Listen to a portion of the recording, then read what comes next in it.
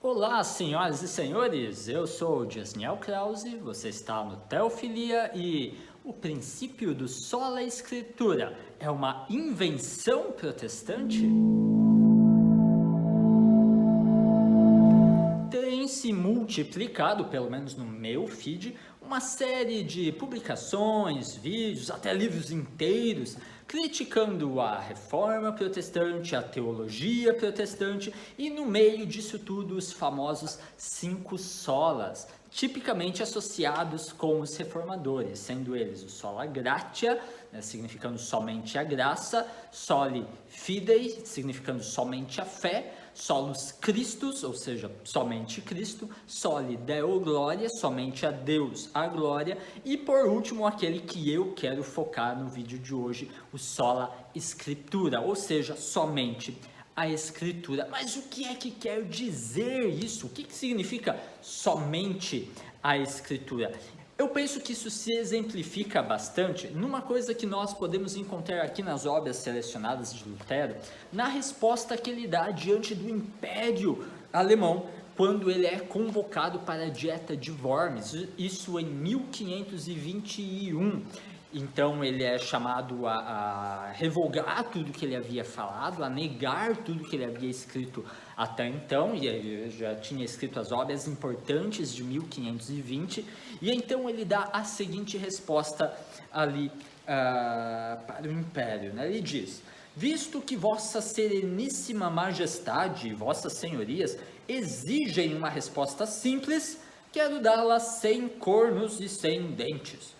No seguinte modo: a não ser que seja convencido por testemunhos das Escrituras, ou por argumento evidente, pois não acredito nem no Papa, nem nos concílios exclusivamente, visto que é certo que os mesmos erraram muitas vezes e se contradisseram a si mesmos. Estou vencido pelas Escrituras, por mim aduzidas, e minha consciência está presa nas palavras de Deus. Outras versões dizem: minha mente é cativa à palavra de Deus. Não posso nem quero retratar-me de nada, pois agir contra a consciência não é prudente nem íntegro. Que Deus me ajude. Amém. Essa é a resposta de Lutero diante da Dieta de Worms. Ao menos que eu seja convencido pelo testemunho da Escritura, não hei de revogar aquilo que eu falei e escrevi. Aqui está exemplificado o princípio do sola escritura, né? A Bíblia sendo a regra final de fé e de vida. Mas o que isso significa? Nós então rejeitamos toda a tradição, nós rejeitamos todos os escritos não inspirados, né? Não bíblicos, de forma alguma. Nós, enquanto protestantes, valorizamos a tradição também, valorizamos todo o escrito patrístico, a longa tradição da cristandade, os primeiros concílios ecumênicos, tudo isso é muito valorizado também por nós, ou ao menos eu digo, né, pela igreja luterana da qual eu faço parte. Agora, o que se faz no princípio sola escritura é não dar à tradição, aos concílios e tudo isso, a mesma autoridade, o mesmo peso que é dado para as escrituras. Qualquer coisa que a gente entenda que um concílio tenha falado, ou que um teólogo da tradição tenha falado, que o Papa tenha falado, e que venha a contradizer um ensinamento claro das Escrituras, será sumariamente rejeitado numa igreja protestante. Eu penso que fica muito bem explicado o princípio sola escritura aqui no livro de Concórdia, um livro que ele une vários dos principais documentos de fé, várias das principais confissões da igreja luterana. Então temos a confissão de Augsburgo, temos o catecismo maior e menor de Lutero, temos os artigos de Esmalcalde e, em especial, a Fórmula de Concórdia, algo que vai ser produzido em 1577, ou seja, após já a morte de Lutero, mas que explica muito bem essa questão do sola escritura. Lá no prefácio dessa Fórmula de Concórdia, nós encontramos o seguinte texto: cremos, ensinamos e confessamos que que somente os escritos proféticos e apostólicos do Antigo e do Novo Testamento são a única regra e norma segundo a qual devem ser avaliadas e julgadas igualmente todas as doutrinas e todos os mestres, conforme está escrito: lâmpada para os meus pés é a tua palavra e luz para os meus caminhos, isso no Salmo 119, e São Paulo: ainda que um anjo vindo do céu pregue a vocês um evangelho diferente, que este seja anátema. Isso ele escreve aos Gálatas. O texto segue falando: outros escritos, entretanto, dos antigos ou dos novos mestres, seja qual for o nome deles, não devem ser equiparados à Escritura Sagrada, mas todos lhe devem ser completamente subordinados, não devendo ser recebidos diversamente ou como mais do que testemunhas da maneira como e quando aos lugares onde essa doutrina dos apóstolos e profetas foi preservada nos tempos pós-apostólicos. Essa é a função dos escritos patrísticos, da tradução, dos concílios e etc. Segue aqui o texto: imediatamente após os tempos dos apóstolos, e ainda em vida deles, falsos mestres e hereges invadiram a igreja. Contra eles foram compostos na igreja primitiva símbolos, os credos, isto é, confissões breves e categóricas, que foram consideradas como a fé e a confissão unânimes, universais, cristãs da igreja ortodoxa e verdadeira, a saber, o credo apostólico, o credo niceno e o credo atanasiano, que são todos aceitos, ao menos na igreja luterana. Nós confessamos esses credos como sendo nossos, e com isso rejeitamos todas as heresias e doutrinas introduzidas na igreja de Deus, contrariamente a eles. Ou seja, o protestante não é um homem de um livro só, a própria Bíblia, mas todo o resto, toda a tradição, todo e qualquer outro escrito posterior será subordinado à Escritura e será julgado de acordo com as Escrituras. Logo na página seguinte, mais para o final aqui do prefácio a essa fórmula de concórdia, ele traz ainda afirmações muito interessantes desse aspecto dos concílios e da tradição. Eu passo aqui, eu pulo alguns trechos e passo a ler o final do prefácio. Dessa maneira, preserva-se a distinção entre a escritura do Antigo e do Novo Testamento e todos os demais escritos, ficando somente a Escritura Sagrada como único juiz, regra e norma desse acordo, com que, como única pedra de toque, todas as doutrinas devem e têm de ser discernidas e julgadas quanto a serem boas ou más, corretas ou incorretas. Porém, os demais símbolos, os credos ali que a gente já mencionou, apostólico, niceno, atanasiano, e os outros escritos citados não são juízes, como é a Escritura Sagrada, mas são apenas testemunho e explicação da fé que já está presente na própria Escritura. Mostram a forma como, em cada época, a Escritura Sagrada foi entendida e explicada na Igreja de Deus pelos que viviam naquele tempo.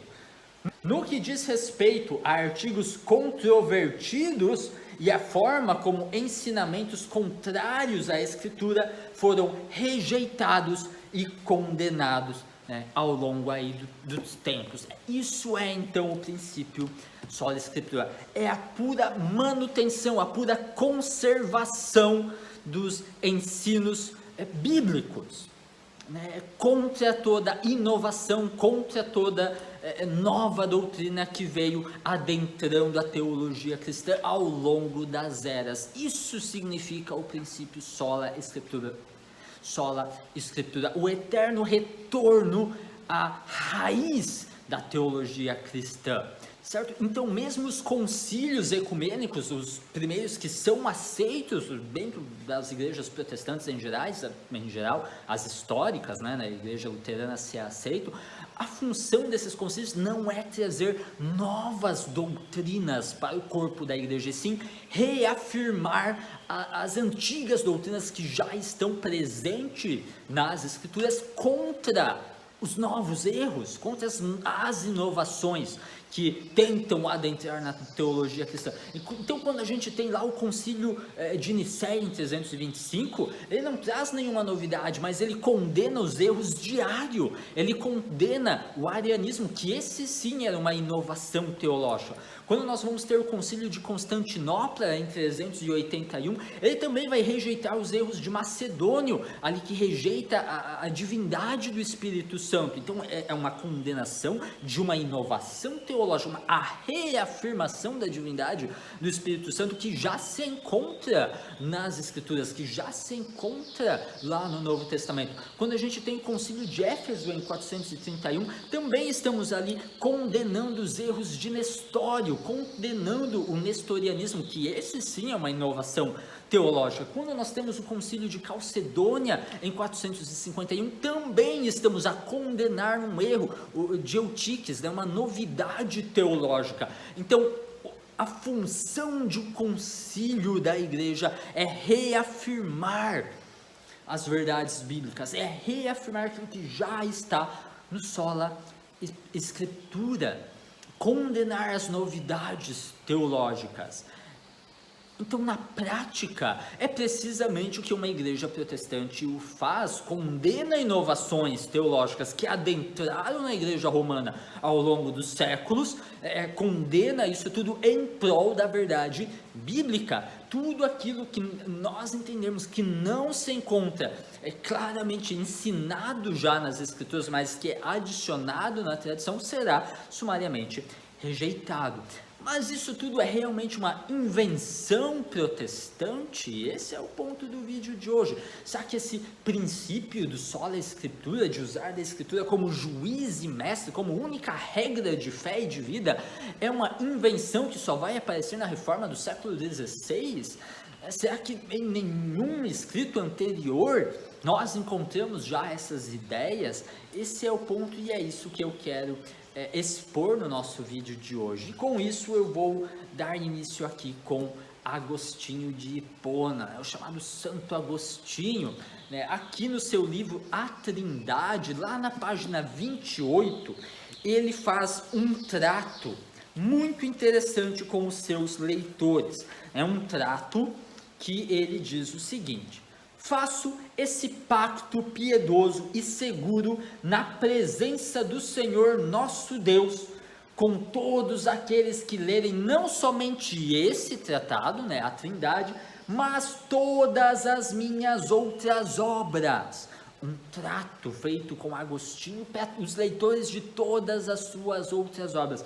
Aqui ele vai seguir falando sobre a Trindade, mas um pouco mais à frente, na página 112 e 113, ele parte então a explicar esse trato. Ele volta ao trato e ele explica com palavras muito claras que eu preciso ler nas palavras dele. Prestem atenção o que diz Agostinho de Hipona. Então ele faz um pacto com os leitores piedosos e outro pacto com os críticos de Agostinho. E ele fala o seguinte: aos piedosos, não te entregues aos meus escritos como se fossem as escrituras. Notem bem, não se entreguem aos meus escritos aqui como se eles fossem repletos de tanta autoridade como a própria escritura. Não façam isso. Crê nas escrituras sem hesitação, mesmo quando não chegares a compreender o que acreditas. Com respeito a meus escritos, digo, não deposites toda a fé quando não tens certeza, a não ser que passes a ter certeza. Agostinho quer que os seus escritos estejam subordinados às escrituras canônicas, às escrituras sagradas. E a meus críticos eu digo, não te ponhas a corrigir meus escritos levado pela tua opinião ou por teus preconceitos, mas apoiado na leitura das Sagradas Escrituras, ou em razões bem fundadas. Notem aqui o paralelo com Lutero. Ao menos que eu seja convencido pelo testemunho das Sagradas Escrituras, ou por razão evidente, exatamente o que Agostinho diz aqui. Se vai criticar os meus escritos, que sejam com base nas Sagradas Escrituras ou em razões bem fundamentadas. Agostinho quer que os seus escritos sejam julgados pelo crivo das Sagradas Escrituras. Eles não devem ser, com base na vontade do próprio Agostinho, eles não devem ser postos com a mesma autoridade das próprias Escrituras. E não apenas Agostinho de Hipona vai escrever dessa forma, também Irineu de Lyon, aqui em seu clássico contra as heresias, vai deixar muito claro qual é a sua base para combater todas as heresias que adentram na igreja cristã do seu período. E lá na página 475, ele vai dizer o seguinte: a verdadeira gnose é a doutrina dos apóstolos, é a antiga difusão da igreja em todo o mundo, é o caráter distintivo do corpo de Cristo, que consiste na sucessão dos bispos aos quais foi confiada a igreja em qualquer lugar ela esteja. Aqui, importante, é a conservação fiel das Escrituras que chegou até nós, a explicação integral dela, sem acréscimos ou subtrações, a leitura isenta de fraude e em plena conformidade com as Escrituras, explicação correta, harmoniosa, isenta de perigos ou de blasfêmias, e mais importante é o dom da caridade, mais precioso do que a gnose, mais glorioso do que a profecia, superior a todos os outros carismas. Talvez o católico romano ainda olhe isso e diga: não, mas olha lá, ele fala sobre a sucessão dos bispos. Vamos ler um pouquinho antes, onde ele fala um pouquinho sobre a sucessão dos bispos. Vamos lá para a página 451, onde aqui ele então está falando sobre a necessidade de se afastar dos hereges e tudo mais, e como você estar no seio da igreja dessa sucessão dos bispos é o mais seguro. Ele diz: é preciso, portanto, afastar-se de todos os homens dessa espécie, os hereges, e aderir aos que, como dissemos, guardam a doutrina dos apóstolos, e com a ordem sacerdotal oferecem a palavra sã e conduta irrepreensível para exemplo e emendamento dos outros. Mais importante do que a sucessão apostólica é a sucessão doutrinária apostólica. E quanto a isso, senhores, eu tenho certeza, os reformadores estão muito melhor amparados do que a igreja de Roma. Irineu de Lyon. Mas vamos seguindo, temos ainda Eusébio de Cesareia e sua famosa História Eclesiástica. Aqui eu tenho também ela. E nesse livro, lá na página 253, nós vamos encontrar Eusébio de Cesareia mencionando Apolinário de Hierápolis, onde o Apolinário então vai escrever o seguinte: hesitei até agora, não por achar impossível impugnar a mentira e dar testemunho da verdade, mas porque receava e evitava com cuidado parecer, de certo modo, adicionar ou retirar algo. A palavra evangélica do Novo Testamento, onde, prestem atenção, onde é impossível acréscimo ou corte para quem escolheu proceder de acordo com o próprio Evangelho. Não deve-se adicionar nada, nem retirar nada dos ensinos apostólicos e proféticos. Este é o mais puro princípio do sola scriptura, encontrado em Apolinário de Herápolis e testemunhado por Eusébio de Cesareia. Mas não apenas nessa teoria toda nós podemos encontrar tantos autores patrísticos reafirmando o princípio do sola scriptura, mas é muito legal que a gente preste atenção na prática também desses teólogos lá do período patrístico. E quanto a isso, a gente vai chegar lá no princípio com os padres apostólicos. Clemente de Roma, vejam só, ele próprio um bispo de Roma, na página 57 deste livro aqui. Ok, a página 57 é uma carta que ele escreve aos Coríntios, né? Eles estavam tendo ali alguns problemas, algumas dissensões entre eles. E o que o bispo de Roma faz então? Manda ordens para ele, né? Escreve uma encíclica condenando ali os dissidentes da igreja de Corinto? Não, ele convoca os coríntios a voltarem às escrituras. Ele escreve: retomai a carta do bem-aventurado apóstolo Paulo, o que vos escreveu ele por primeiro no início da evangelização. Na verdade, divinamente inspirado, ele enviou a carta para vós a respeito dele mesmo, de Cefas e de Apolo, porque já se formavam divisões entre vós. E então ele segue dando os conselhos: retornem às Sagradas Escrituras, vejam lá o que as Escrituras inspiradas no apóstolo Paulo já escreveu para vós.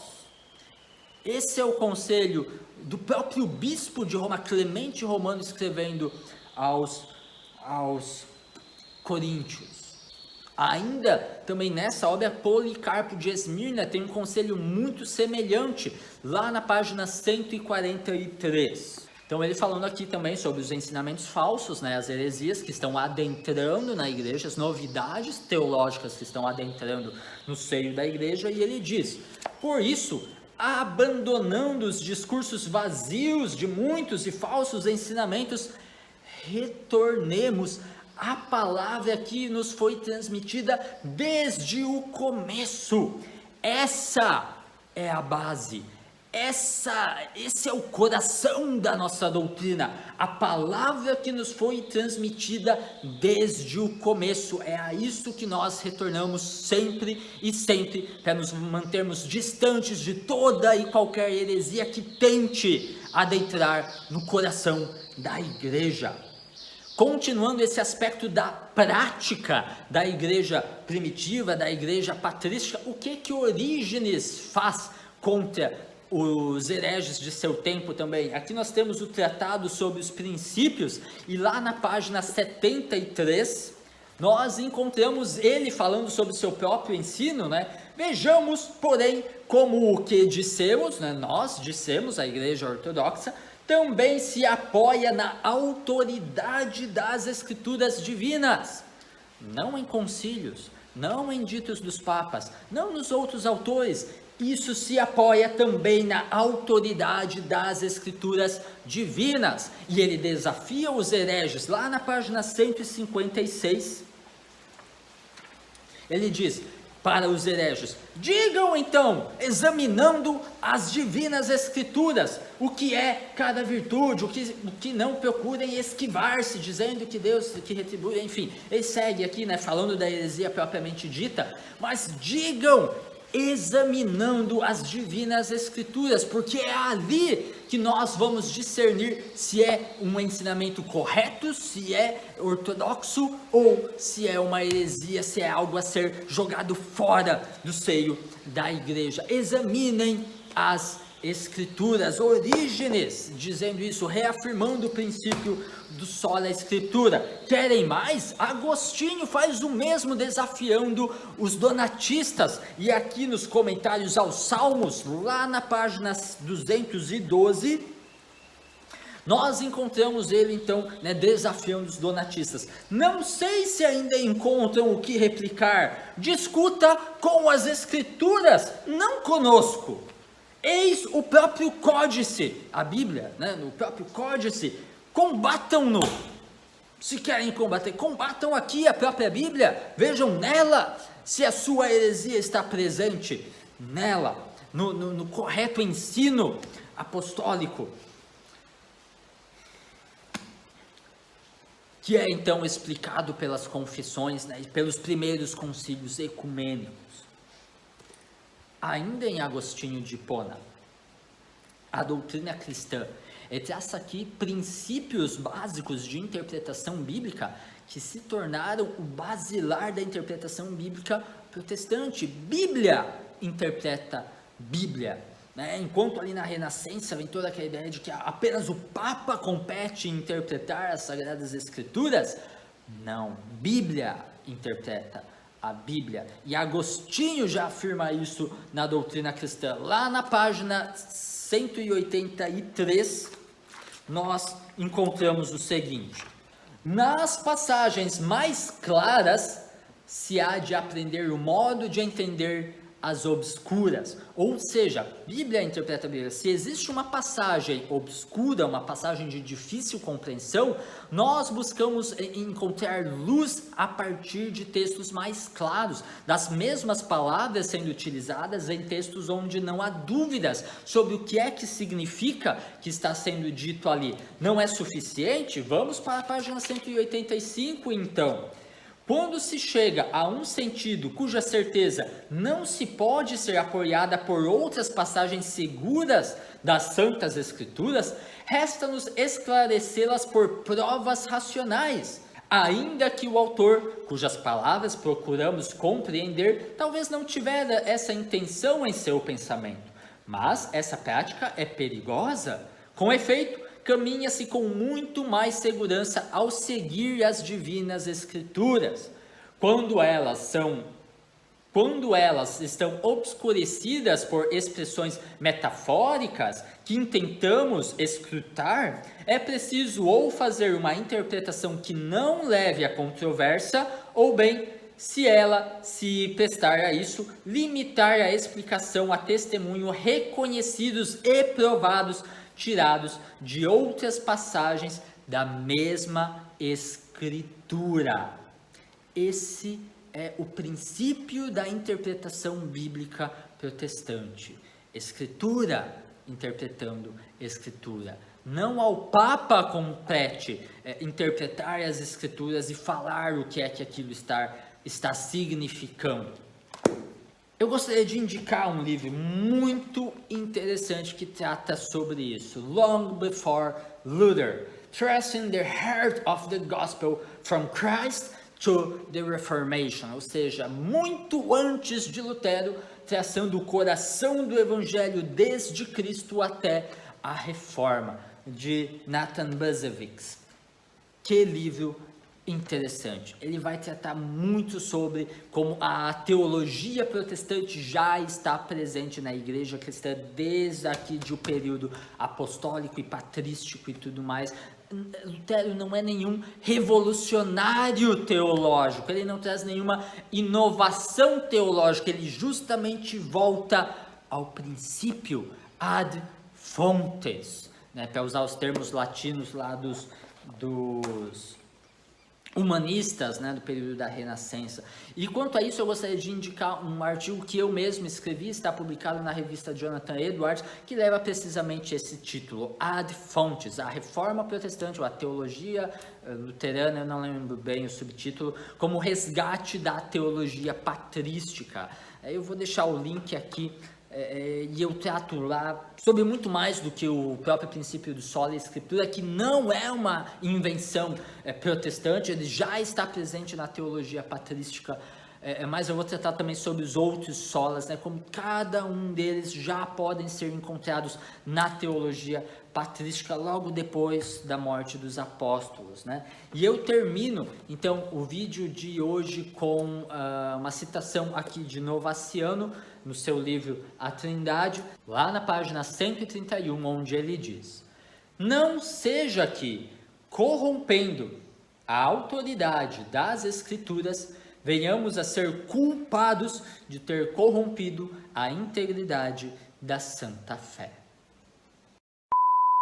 Se por um acaso você realmente for lá ler o meu artigo Ad Fontes, talvez você note que existe um pequeno erro nele. Quando eu falo da dieta de Worms, eu acabo mencionando o ano de 1531. Foi um erro de digitação, eu estou ciente, mas quando ele foi submetido já estava e não foi visto. A dieta de Worms, na verdade, se passa em 1521.